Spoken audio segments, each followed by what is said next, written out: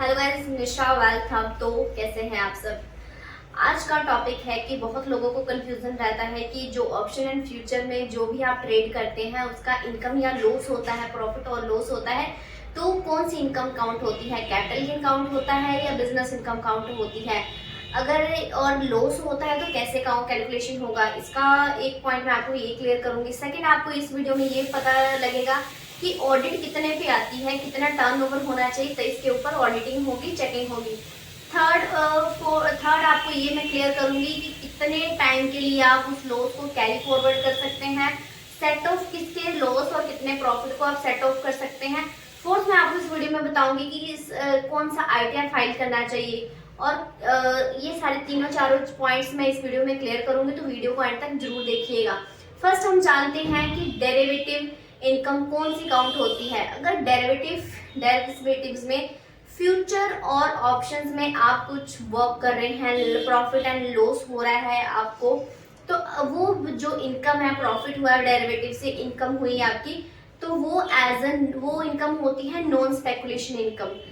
कौन सी income guys? Normal business, ये as a non speculation income count होती है, और इसका जो भी प्रॉफिट होता है वो काउंट होता है बिजनेस इनकम। नॉर्मल अगर हम आईटीआर फाइल करते हैं, हमारा कोई बिजनेस चल रहा है, तो हम बिजनेस इनकम डाल के रिटर्न फाइल कर देते हैं, बट इसमें क्या रहता है, हमें सिलेक्ट करना पड़ता है नॉन स्पेकुलेशन बिजनेस इनकम, क्योंकि नॉन स्पेकुलेशन होता है फ्यूचर एंड ऑप्शंस में, इसको हम नॉन स्पेकुलेशन बिजनेस इनकम कहते हैं, और इसकी एंट्री उसी में पड़ती है। तो ये इसका प्रॉफिट होगा या चाहे लॉस होगा, तो उसी में आपको एडजस्टमेंट होता है। अब सेकेंड आता है कि ये इसका जो अगर लॉस है, अगर आपको फ्यूचर एंड ऑप्शन में लॉस है, तो वो कैसे एडजस्टमेंट होगा। यस, आपको फर्स्ट क्या है गाइस, अगर आपको लॉस है, फॉर एग्जांपल, सबसे बड़ी एग्जांपल दे रही हूँ, फॉर एग्जांपल आपने 2025-26 फाइनेंशियल ईयर में आपको हुआ 5 लाख का लॉस, तो अगर आप इस साल की आईटीआर में 5 लाख का लॉस अगर आप दिखाते हैं, तो आप, अगर आपको इस साल आपने 5 लाख का लॉस दिखा दिया और अगले साल की फाइनेंशियल ईयर में आपको होता है 6 लाख का प्रॉफिट, तो 5 लाख के लॉस को 6 लाख से आप एडजस्ट कर सकते हैं। तो मतलब आपको प्रॉफिट कितना हुआ, लेफ्ट 5 लाख को 6 लाख से एडजस्ट किया, मतलब 5 कट कर दिए आपने, लॉस का एडजस्ट हो गया, तो 1 लाख जो बिजनेस इनकम के अकॉर्डिंग आप, अगर आपका इन स्लैब जो भी है, तो उसमें बिजनेस इनकम में आपका ऐड हो जाता है 1 लाख रुपए। तो इस पे टैक्स मान लीजिए ये पड़ता है इनकम स्लैब के अकॉर्डिंग। मान लीजिए आप 20%, 5% या 10% या नील रेट पे आ रहे हैं, अभी तो 12 लाख नील हो गया है जो भी आपकी इनकम रहती है। तो अगर कोई भी इनकम स्लैब के रेट में आ रहे हैं, तो अकॉर्डिंग टू इनकम स्लैब आपका जो है इसमें टैक्स लगता है। अगर 20% पे आ रहे हैं, तो अगर आपका कोई भी इनकम है तो उसके ऊपर 20% लगता है टैक्स। अगर आपको लॉस हो रहा है तो लॉस की एंट्री डालिए, तो वो अगर आपकी लॉस की एंट्री नहीं बढ़ती है आईटीआर में, तो आपको ये काउंट नहीं होगा। अगर अब इसीलिए आईटीआर फाइल करना जरूरी होता है। आप जब आईटीआर फाइल करेंगे तो उसमें आपको ये एंट्री डालना जरूरी है। अब मान लीजिए आपने ये 5 लाख की एंट्री दिखा दी, तभी आपका नेक्स्ट ईयर कैरी फॉरवर्ड होगा। आपने इस साल का एंट्री दिखा दी, मुझे 5 लाख का लॉस है, अब नेक्स्ट ईयर आपको प्रॉफिट हुआ, तो कोई भी प्रॉफिट होगा 5 लाख के लॉस से आप एडजस्ट कर सकते हैं। एडजस्टमेंट गाइस किससे, अगर लॉस को और प्रॉफिट को एडजस्ट करना है ऑप्शन एंड ट्रेडिंग को, तो आप सिर्फ अदर बिजनेस इनकम्स के साथ एडजस्टमेंट नहीं कर सकते। दोबारा सुनिए, अगर आपको प्रॉफिट है या लॉस है, आपको एडजस्टमेंट करना है, राइट, तो आप किसी अदर इनकम के साथ इसका एडजस्टमेंट नहीं कर सकते। इसको एडजस्टमेंट करने के लिए आपको एफएनओ का प्रॉफिट और एफएनओ का लॉस ही चाहिए, ये आपस में एडजस्टमेंट होते हैं।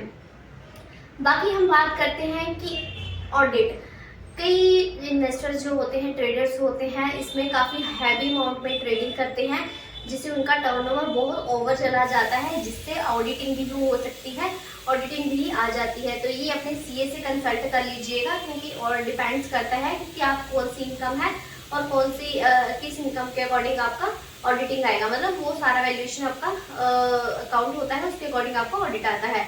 तो आप इसका चेक कर लीजिएगा कि आपका टर्नओवर एक्सीड तो नहीं हुआ है, इसका एक अमाउंट होता है।